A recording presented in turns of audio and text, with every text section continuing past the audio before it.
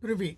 I'm Chuck Olinik, a Ukrainian-American who was baptized with the name Yaroslav, which is also the name that I use in the historical reenactment group, the Society for Creative Anachronism.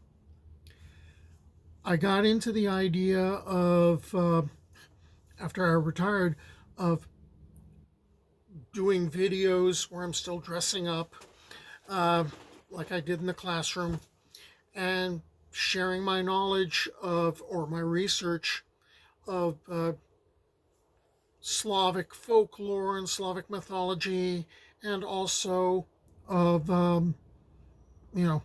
Kyivan Rus history and Ukrainian history and Russian history, just to kind of provide a resource for my friends in the society who might want to dig deeper into the subject.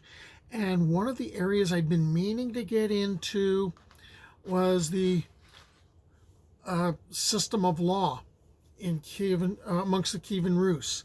And that basically goes back to the Russkaya Pravda, or Rus justice, or Rus truth. Pravda is like justice or truth, okay? And that was the legal code that was used in Kiev and in the subsequent Rus principalities. And the basis of Russkaya Pravda was written by Yaroslav Mudry, or Yaroslav the Wise, and that was written around like the beginning of the 11th century. And then it got added to by his sons and a grandson. So it was compiled between the 11th and 12th centuries, and a lot of it was based on customary law. And even though there was like a big connection between the Byzantine world and Kiev, the Russkaya Pravda has no similarity at all to that of the Byzantine Empire, which is actually kind of funny because a lot of Western law sort of looks towards the laws that Justinian the Great put together.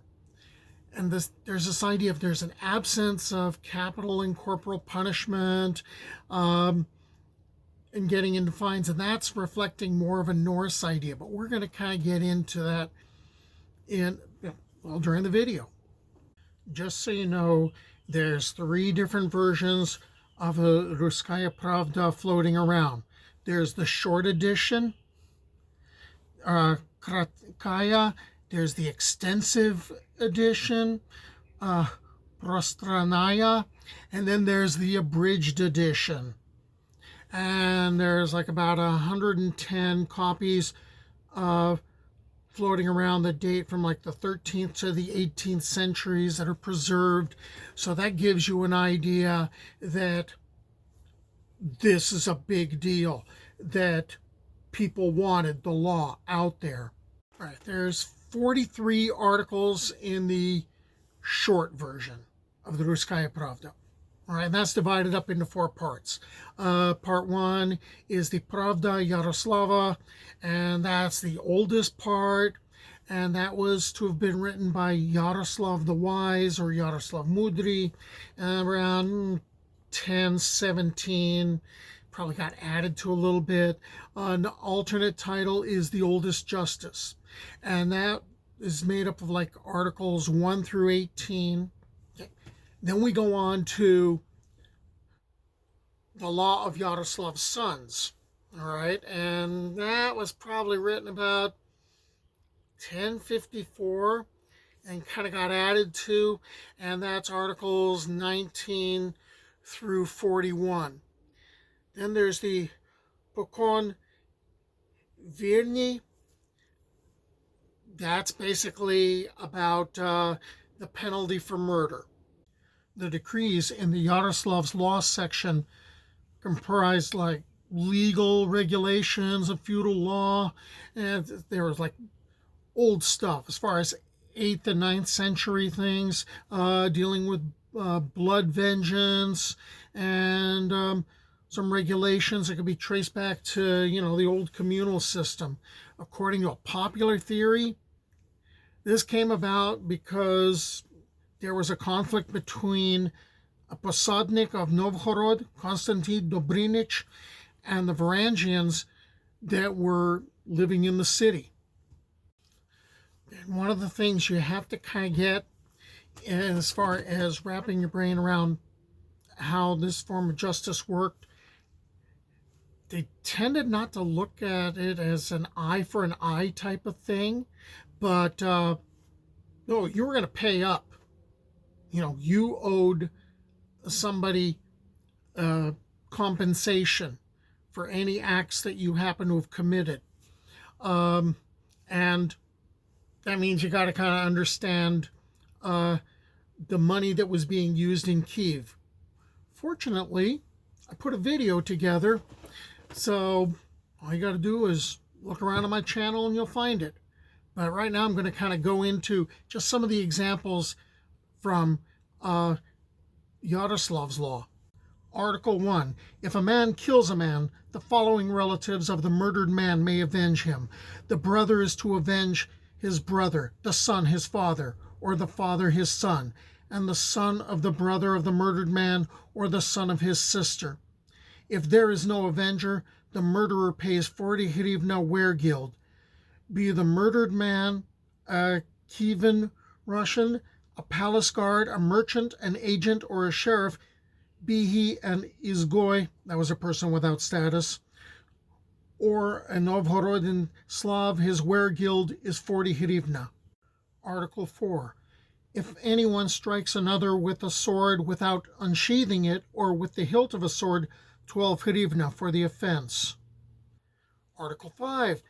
If anyone cuts another's arm and the arm is cut off or shrinks, 40 hryvnia. Article 7. If a finger is cut off, 3 hryvnia for the offense. Article 8. And for the mustache, 12 hryvnia, and for the beard, 12 hryvnia.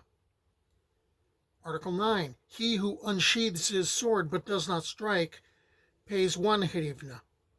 Article 10. If a man pulls a man toward himself or pushes him, 3 hryvnia, but the offended man has to bring 2 eyewitnesses. However, in the case if he is a Varangian or Kolbiach, an oath is to be taken. But there's different kinds of witnesses.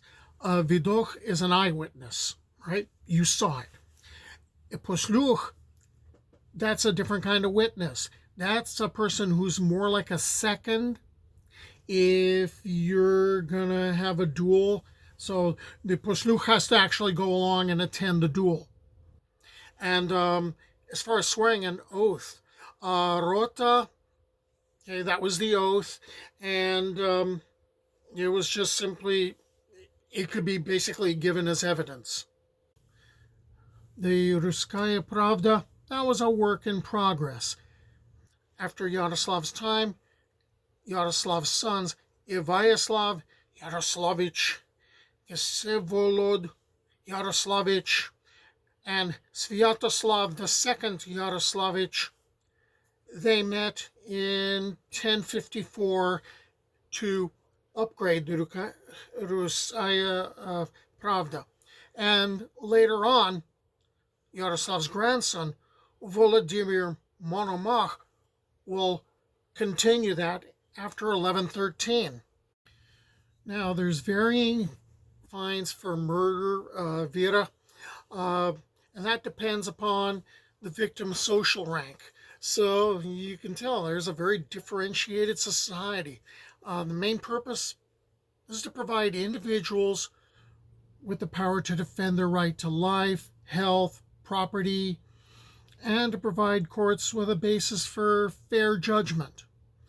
And pretty much most people were, most the free citizens were protected by the code. The higher the rank of the victim, the greater the fine one would have to pay as punishment. And new laws got created for the smerdi. Smerdi is basically a peasant. The zakupi, that would be more like an indentured servant, someone who was half free, working off a feudal loan. And the cholopi, Those are serfs or slaves who could be killed or sold. And there are serious crimes like horse stealing or cattle theft or robbery and arson. They were punished by banishment and seizure. There was also a real comprehensive system of punishments and penalties for larceny in the city or in the countryside, deliberate damage to forests or hunting grounds or lands, or trespassing. There were a number of very clear laws on limiting the amount of interest that one could charge for a loan. That kind of happened after some riots in Kyiv in 1113. Laws on how to handle land disputes, how to handle inheritance. Okay, so little introduction to, you know, the law in Kyivan Rus. I hope you stick around and watch more of my videos.